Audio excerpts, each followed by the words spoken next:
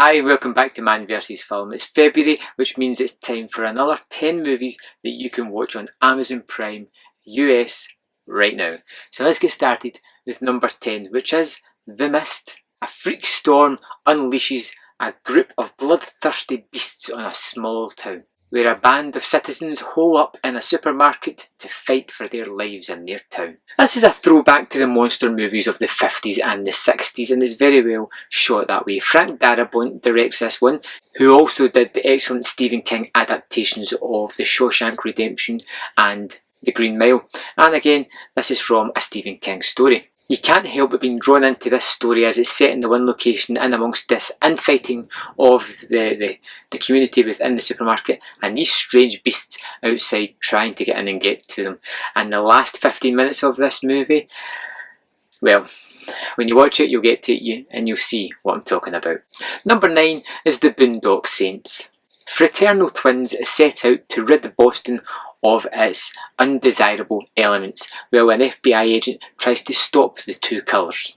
This proves that you don't really need a massive budget to do a really well executed, really kinetic, really exciting action movie. Because of its kinetic direction and its really violent action scenes, it creates something a little bit different. And its great cast just adds some gusto to the performances. It's a good action movie that you may not have heard of. Number 8 is Mr. Holmes. An ageing and retired Sherlock Holmes tries to deal with the onset of Alzheimer's while trying to remember his last case. This is Sherlock Holmes, but not as we know him. He isn't the razor-sharp mind that he once was. He does have moments of lucidity where he's able to sort of piece things together, but ultimately this is a man come to terms with a final case that was devastating and he can't remember why. He also has a new housekeeper and he has a burdening relationship with her son. It's a very different movie, very languid, but like most Sherlock Holmes, it has several mysteries to it, but it's not really about the mysteries. It's more about the relationship between the boy and Sherlock Holmes himself. This is a great movie with a fantastic performance by Sir Ian McKellen. Number 7 is Project Almanac. A group of teens discover the plans of how to make a time machine and they go about constructing one. And as you can imagine, things don't quite go as they plan. I love time travel movies, they're my kind of thing, I really like them. Even ones where they construct a time machine out of an Xbox with a car battery like they do in this movie. Trust me, you really kind of need to see it to, well, you probably won't believe it either. It doesn't quite live up to its potential. Still is fun. I really like the paradoxes that it creates. They're my favourite aspects of the time travel movies. It's a good one-time watch, if nothing more than that. Number 6 is The Infiltrator. A US customs agent uncovers a money laundering scheme involving cartel drug lord Pablo Escobar. Bryan Cranston stars as the custom agent in this very familiar movie with a storyline you've probably seen before. Still, it's watchable, if for nothing less, Bryan Cranston's performance, which is excellent. It has some nice touches. Some things don't tie 100% together, but still it is fun. It's got some good, interesting scenes. It's got some tense moments. And ultimately, it's an interesting, if maybe flawed movie.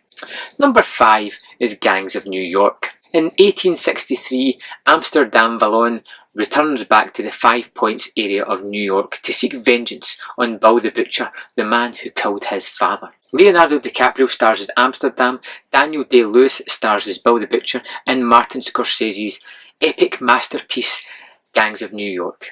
The set design and the look of the movie is fantastic. Recreating New York in its earliest setting is a tremendous feat and it looks the part. The fact that it's populated with Leonardo DiCaprio and Daniel Day-Lewis, who are both absolutely fantastic in this movie, along with some epic fight scenes that are kind of disgusting and grotesque as these people fight almost hand-to-hand combat in the middle of the streets. It's a good tale, if a little overlong, and it's probably one of Scorsese's movies that kind of gets forgotten about, so you know what? Time to check it out since it's on Prime.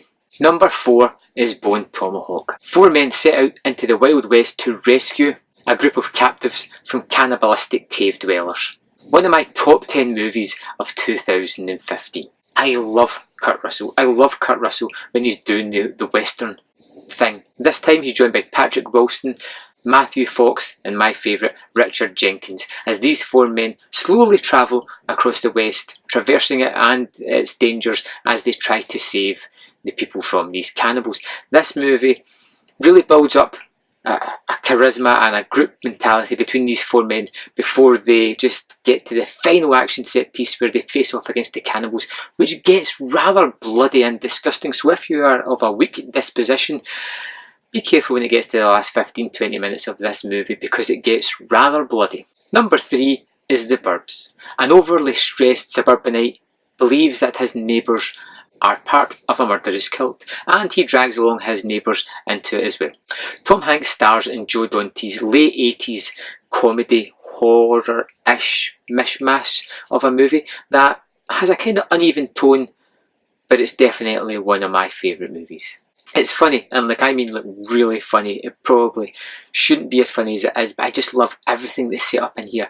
Dante manages to create a neighbourhood and populate it full of characters who you just kind of instantly know what they're like within maybe 1 or 2 sentences of them speaking, and they all sort of interact perfectly and create this community as they look at this outsider and instantly assess the worst possibility. It's got some fun camera work and also stars Carrie Fisher as Tom Hanks' long-suffering wife in this movie. Definitely worth checking out if you haven't heard of it before. Number 2 on my list is Silver Bullet. A werewolf terrorises a small town where Marty Kozlov lives with his sister and his uncle. This is an adaptation from a Stephen King book. It came out in the mid-80s and it stars Corey Haim as Marty. It also has Gary Busey as his crazy uncle. This is one of those movies that has always stuck with me. It's never became a classic. It's never really regarded with much fondness, but I really like it. I like the werewolf makeup. I like the relationship between Marty and his crazy uncle. I like the fact that there is a severe danger to this. Maybe not to Marty, the lead character, but his uncle, his sister. You don't know who is going to make it out of this tale alive. It becomes pretty tense, even down to the finale when they know who the werewolf is and they are terrified and fighting for their lives.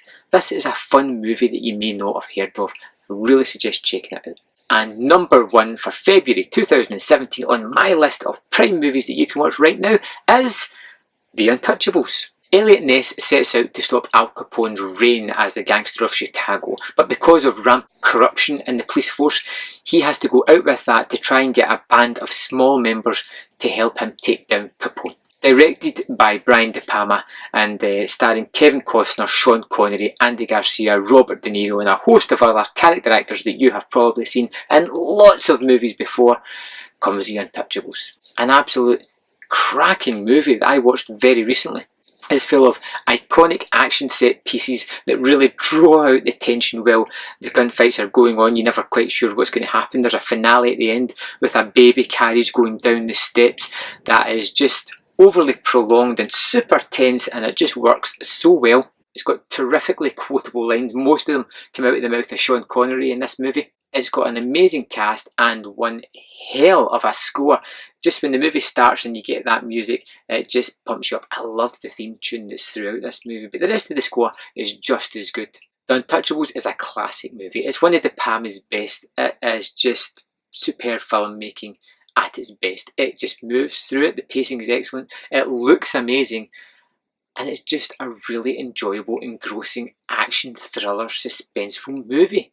If you haven't seen Untouchables, or it's been a long while since you've seen it, it's time to check it back out again, because I'm sure you're going to love it. So thanks for watching my video of the best movies that you can watch on Prime for February 2017. Come back next month and you'll see another 10. Remember to subscribe if you haven't already, and maybe even a thumbs up for this video, and I will see you next time on Man vs Film.